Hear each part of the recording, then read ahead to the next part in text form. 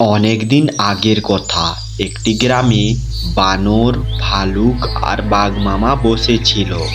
তারপরে হঠাৎ শিয়াল জঙ্গল দিক থেকে ছুটে আসে আর বাঘ মামাকে বলে, বাঘ মামা, আমাদের জঙ্গলে কে যেন একটা রাক্ষস এসেছে, আমি নিজে চোখে দেখলাম।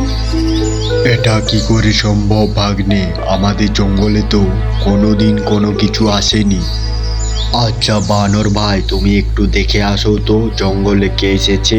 বাঘের কথায় বানর তারপর সেখান থেকে জঙ্গলের দিকে চলে যায়। জঙ্গলে দেখে যে শিয়াল সত্যি কথাই বলছিল। তারপর বানর জঙ্গল থেকে বাড়ি চলে যায় এবং সব কথা বাঘকে জানায়। বানরের কথা শুনে বাঘ তখন সবাই একসাথে সে রাক্ষসের কাছে গিয়ে দেখাটাও খুবই দরকার ছিল। সেজন্য বাঘ তারপর সেই রাক্ষসের টেনে যায়। রাক্ষসটা ছিল খুবই ভয়ানক।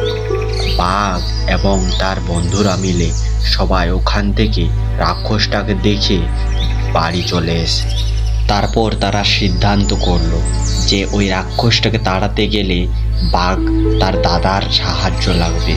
তাই বাঘ একাই তার দাদার কাজ যেতে শুরু করে।